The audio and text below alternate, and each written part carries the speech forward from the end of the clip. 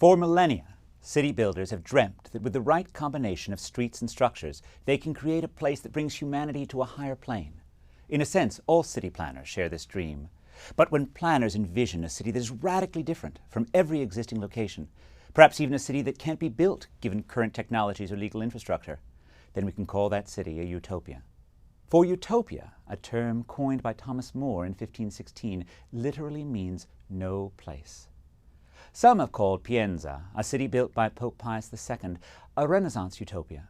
Pius II was born as Aeneas Silvius Piccolomini in 1405 in the village of Corsignano. He excelled as a diplomat and a writer.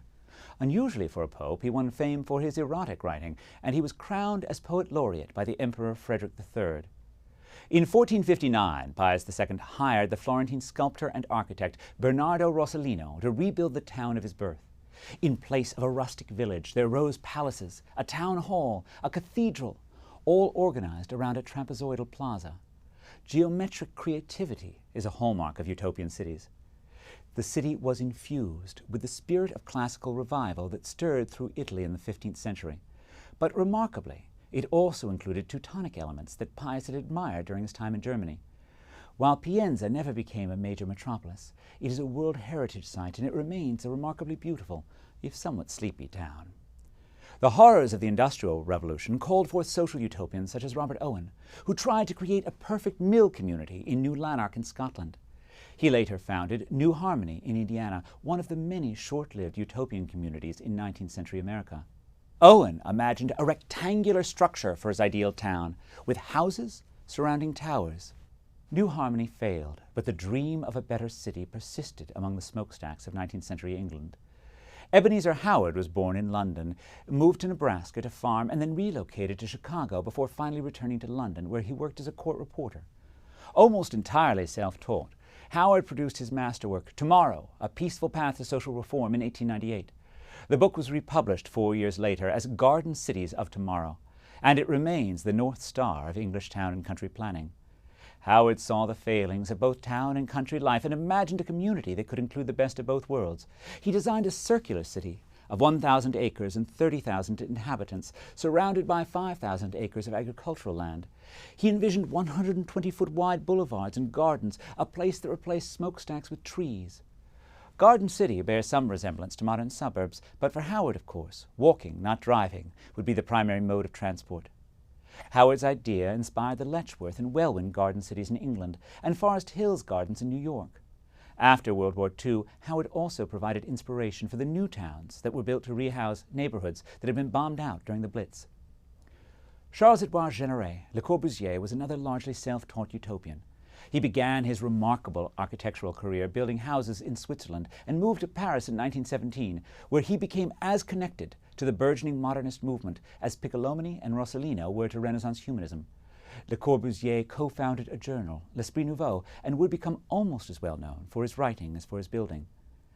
In 1925, Paris held an international exposition of modern decorative and industrial arts, which gave us the term Art Deco, and L'Esprit Nouveau had a pavilion. Le Corbusier used the pavilion to highlight his Plan Voisin for Paris, a utopian dream for rebuilding the central city. The Plan Voisin imagines tearing down 2 square miles of central Paris and replacing its crowded, dirty streets with 18 widely spaced crystal towers which soar higher than any pinnacle on earth, in Corbusier's own words. Less than 10% of the space would be built up. The rest would be green, but enormous density would be achieved by soaring to the sky. Remember, Corbusier thought that New York City's skyscrapers were far too short. Le Corbusier was not actually given the chance to rebuild Paris, but after World War II, the Indian Prime Minister Jawaharlal Nehru gave him the opportunity to build Chandigarh near the rocky foothills of the Himalayas. The old capital of the Punjab, Lahore, had been ceded to Pakistan, and to plan a new capital, Nehru first turned to Albert Mayer, an American architect who had been inspired by America's City Beautiful movement. Mayer's plan, which Corbusier adopted and adapted, was a grid with gardens. Corbusier designed a bold palace of assembly with a striking hyperbolic swoop. Chandigarh also contains the largest of Corbusier's open-hand sculptures. He was a brilliant artist in reinforced concrete. Chandigarh has weathered well. It is particularly livable for an Indian city and is remarkably rich, clean, and happy. Perhaps some of this prosperity reflects the fact that the city was not designed to house the poorest of Indians.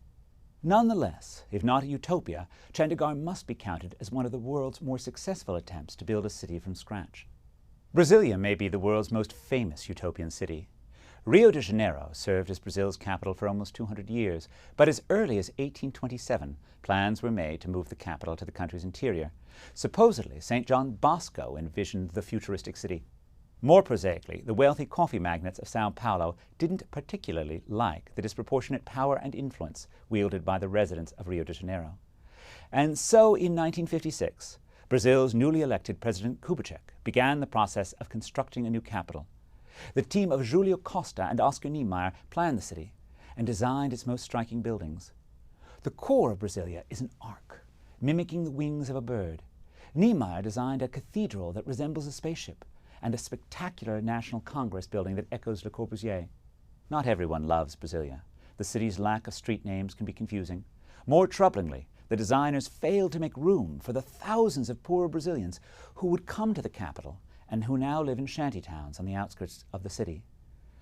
Globally, utopian city building is very much alive.